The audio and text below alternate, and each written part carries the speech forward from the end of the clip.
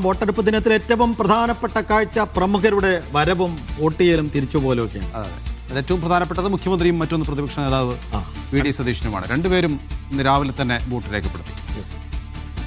2021 കൂടുതൽ seat LDF ലഭിക്കുമെന്നാണ് vote ചെയ്ത ശേഷം മുഖ്യമന്ത്രി പിണറായി വിജയൻ പറഞ്ഞത്. അതേസമയം 100-ലധികം സീറ്റ് UDF നേടി അധികാരത്തിലെത്തുമെന്നായിരുന്നു വി ഡി സതീശന്റെ പ്രതികരണം.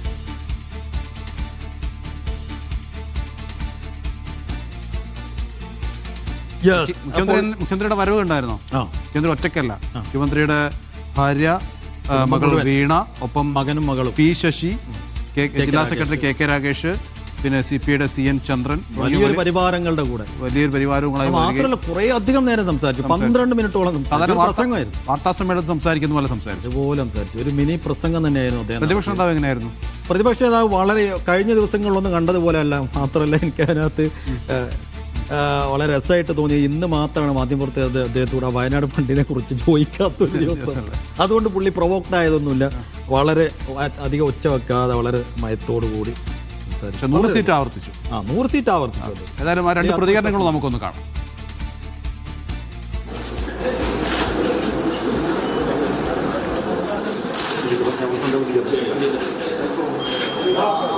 പിണറായി RC അമല ബേസിക് സ്കൂളിലെ 194 ബൂത്തിൽ രാവിലെ 8 മണിയോടെയാണ് മുഖ്യമന്ത്രി കുടുംബത്തോടൊപ്പമെത്തി വോട്ട് രേഖപ്പെടുത്തിയത്. കേരളത്തിന്റെ ഭാവി നിർണ്ണയിക്കുന്ന അതിനിർണായക തെരഞ്ഞെടുപ്പാണിതെന്ന് വോട്ട് ചെയ്ത ശേഷം പിണറായിയുടെ പ്രതികരണം. ഈ കഴിഞ്ഞ 10 വർഷം ഞങ്ങൾ ജനങ്ങളോടൊപ്പമാണ് യാത്ര ചെയ്തത്. ആ യാത്രയാണ് ഈ തെരഞ്ഞെടുപ്പിലും തുടരുന്നത്. 2021 ലഭിച്ചതിനേക്കാളും കൂടുതൽ സീറ്റാണ് ഇത്തവണ ജനങ്ങൾ LDFന് നൽകാൻ പോകുന്നത്.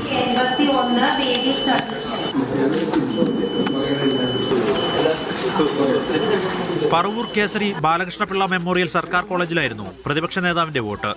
കുടുംബവുമായി എത്തിയാണ് സതീശൻ വോട്ട് രേഖപ്പെടുത്തിയത്. 3 മാസത്തിനിടയിൽ 4 പ്രാവശ്യം കേരളം മുഴുവൻ ചുറ്റി സഞ്ചരിച്ച ഒരാളാണ്. ജനവികാരം കൃത്യമായി ബോധ്യപ്പെട്ടിട്ടുള്ള ഒരാളാണ്. ഞങ്ങളുടെ കൃത്യമായ അസസ്മെന്റാണ്.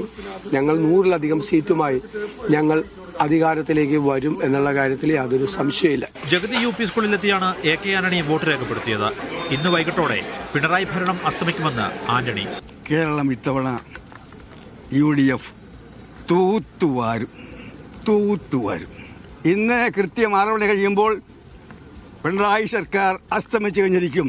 ക്വാർട്ടർ ഫൈനലിലും സെമി ഫൈനലിലും മികച്ച വിജയം നേടിയ UDF ഫൈനലിൽ നല്ല ഗോൾ അടിച്ചുകൊണ്ടിരിക്കുകയാണെന്ന് പാണക്കാട് സാദിഖ് അലി ശിഹാബ് തങ്ങൾ പറഞ്ഞു. ഫൈനലില് നല്ല ഗോൾ അടിച്ചുകൊണ്ടിരിക്കുകയാണ് UDFന് അനുകൂലമായിട്ട്. കഴിഞ്ഞ തവണകളിലൊക്കെ ഉണ്ടായതിനേക്കാൾ നല്ല റെക്കോർഡ് ഭൂരിപക്ഷത്തോടെ തന്നെ UDFന് ജയിക്കാൻ പറ്റും. ഗ്യാരണ്ടിയിൽ വിശ്വസിക്കുന്ന വോട്ടിംഗാണ് ഉണ്ടാവുകയെന്നായിരുന്നു AICC ജനറൽ സെക്രട്ടറി KC വേണുഗോപാലിന്റെ പ്രതികരണം. പാവപ്പെട്ടവർക്ക്, സാധാരണക്കാർക്ക് അവരെയൊക്കെ തന്നെ ചേർത്ത് പിടിച്ചുകൊണ്ട് UDF പ്രഖ്യാപിച്ചുള്ള ഗ്യാരണ്ടികളിൽ വിശ്വാസം അർപ്പിച്ചുകൊണ്ടുള്ള വോട്ടിംഗ് ആയിരിക്കും. അത് തരംഗമായിട്ട് മാറും. അതിന്റെ സൂചനകളാണ് കാണുന്നത്. സർക്കാരിന് നേട്ടങ്ങൾ ഒരുപാടുണ്ടെങ്കിലും പോരായ്മകളും ഉണ്ടായിട്ടുണ്ടെന്ന് CPM general secretary MA baby പറഞ്ഞു.